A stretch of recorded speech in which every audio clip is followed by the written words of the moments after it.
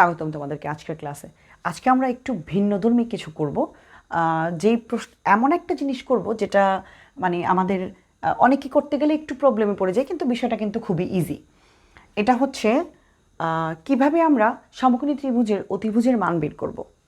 খুবই গুরুত্বপূর্ণ একটা প্রশ্ন। এই যে আমি উপরে একটি প্রশ্ন তুলে রেখেছি, এটি সকল বোর্ড 2018-তে এসেছে। তো এখানে একটা শর্ত দেওয়া আছে, তারপরে আমাকে ক নাম্বারে বলেছে এবি এর দৈর্ঘ্য নির্ণয় করো। তো চলো, এবি হতে পারে, এসি হতে পারে, মোট কথা হচ্ছে অতিভুজের মান বের করা। ঠিক আছে? তো অতিভুজটা হচ্ছে সমকোণী ত্রিভুজেরই একটা বাহুর নাম। তো একদম ফার্স্টে আমাদের যে কাজটা করতে হবে, শর্তটা পড়তে হবে। কখনো কখনো ত্রিভুজটা আঁকাই থাকে, চিত্রটা, আর যখন থাকে না তখন তোমাকে শর্ত দিয়ে দেয়, সেটা বুঝে তোমাকে এঁকে নিতে হয়। তবে চিত্র কিন্তু মাস্ট তোমাকে আঁকতে হবে এখানে।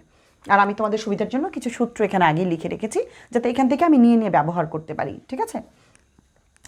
এবিসি ত্রিভুজ, খুব মনোযোগ দিতে হবে। আমরা কিন্তু জানি সমকোণী মানে আমরা যখন ত্রিকোণমিতি করব তখন আমরা সমকোণী ত্রিভুজ নিয়েই কাজ করব। ঠিক আছে? তো এবিসি একটি ত্রিভুজ, আমরা জানি একটা ত্রিভুজ। এ সি কোণ 90 ডিগ্রি, 90 ডিগ্রি মানে একটা সমকোণী ত্রিভুজ। তো প্রথমে যে কাজটা করব, আমরা একটা ত্রিভুজ আঁকবো। ঠিক আছে? এটা কিন্তু আমাদের মাথায় রাখতে হবে।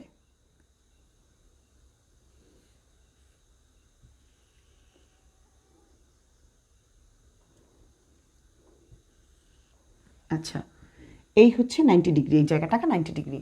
এ বি সি, সি কোণ 90, তাহলে এই 90 মানে এটা সি। ঠিক আছে? আর বাকি রইল কি? এবি। এখন এবি মন মতো দিয়ে দিব।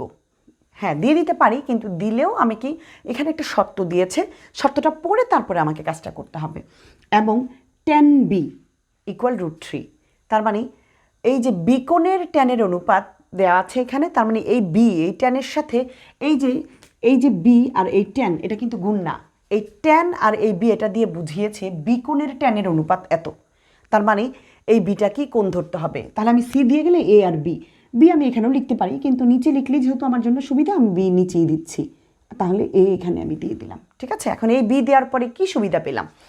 বিটা যেহেতু আমি কোণ ধরছি, তাহলে বি কোণের বিপরীতে যে বাহুটা আছে এটা অফকোর্স লম্ব, আর সমকোণের বিপরীতে যে বাহুটা আছে এটা অফকোর্স অতিভুজ, আর যে বাহুটা বাকি রইল সেটা হচ্ছে ভূমি। তোমাদের সুবিধার জন্য আমি নামগুলো একটু লিখে দিলাম। ঠিক আছে? এবার কি বলেছে চলো খেয়াল করি। Tan B. আচ্ছা, ট্যান কথার মানে কি? এই বি কোণের ট্যানের অনুপাত। আচ্ছা, এই ট্যান অনুপাতটার সাথে কোন কোন বাহুর সম্পর্ক এই সমকোণী ত্রিভুজের? ঠিক আছে? এটা কিন্তু একটা গুরুত্বপূর্ণ বিষয়। তো দেখো, আমি অনুপাতের সূত্রগুলো 3টি সূত্র লিখে রেখেছি। যেহেতু এখানে ট্যান বলা আছে, সাইন কস ট্যান, আমি ট্যান নিয়ে কাজ করি। ট্যান মানে হচ্ছে টেরা, লম্বা, ভূত। তার মানে টেরা মানে ট্যান থিটা, লম্বা মানে লম্ব, আর ভূত মানে ভূমি। তার মানে ট্যান থিটা ইকুয়াল লম্ব বাই ভূমি। তার মানে আমরা দেখতে পাচ্ছি এখানে ট্যান, এই বিটাকে আমি মনে মনে থিটা ধরছি, এখানে বি থাকতে পারে, এখানে থিটা আছে, আলফা, গামা, বেটা, যে কোনো কোণ নির্দেশক বর্ণ বা চিহ্ন এখানে থাকতে পারে, এটা নিয়ে ঘাবড়ানোর কিছু নেই। ঠিক আছে? তো টেরা, লম্বা, ভূত। তো আমরা কিন্তু এখানে শুধু লবই দেখতে পাচ্ছি, নিচে কিন্তু হর নেই, মানে দুটি, এখানে কিন্তু ভাগ দিয়ে দুটি বাহুকে নেওয়া হয়েছে, কিন্তু এখানে কিন্তু আমার একটি বাহু আছে। তো যখন আমি এরকম করে কিছু দেখবো, মনে মনে আমি চিন্তা করবো এটা নিচে একটা 1 আছে।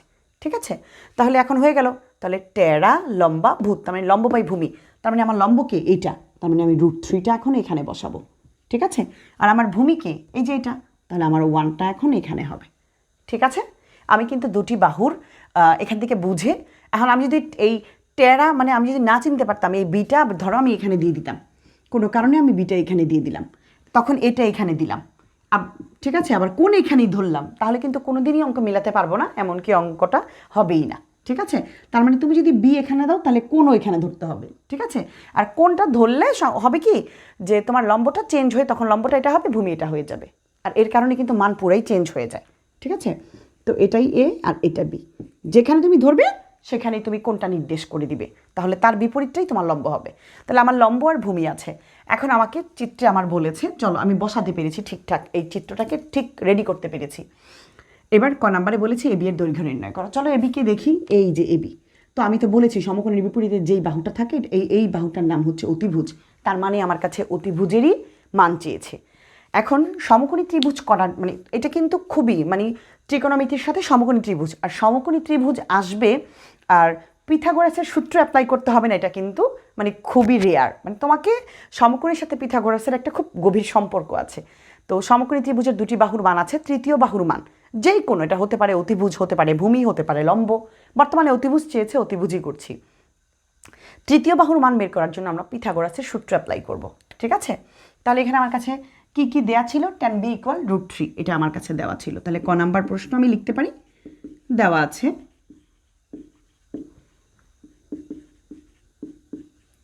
tan b = √3, এটা আমার কাছে দেওয়া আছে, ঠিক আছে? তো এই অনুযায়ী আমি কিন্তু এখানে কিছু বাহুর মান পেয়েছি, আমি বসিয়েছি এই অনুযায়ী।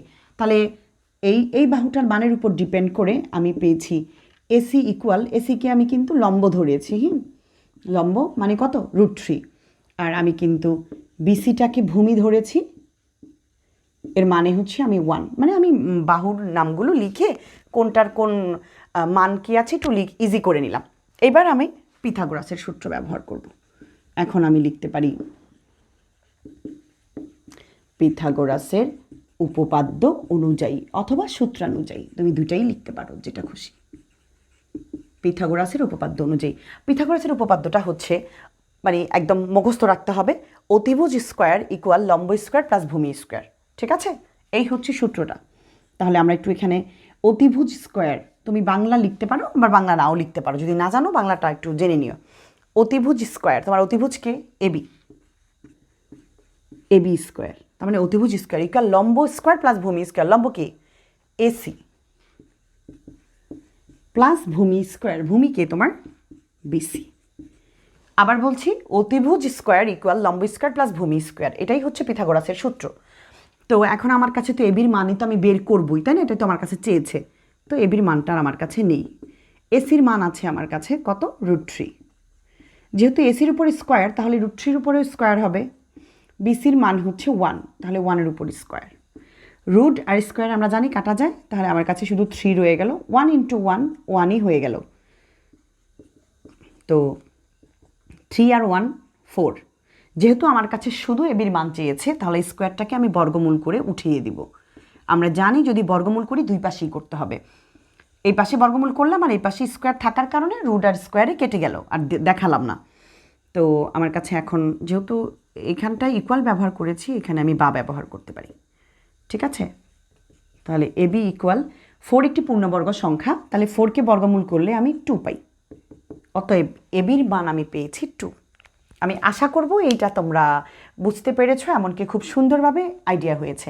এখন এটা যে তুমি পেরেছো বা এইটা যে সত্যি ম্যাথটা তুমি করতে পারবে, এরকম কোথায় কোথায় কোন কোন বোর্ডে এসেছে আমি একটু নিচে তোমাদের জন্য দিয়ে দিয়েছি। আর এটা কয়ই আসে, ঠিক আছে? অতিভুজের মান বের করা বা কোনো একটা তৃতীয় বাহুর মান বের করা, কোনো একটা বাহুর মান বের করা, এটা কতই আসে।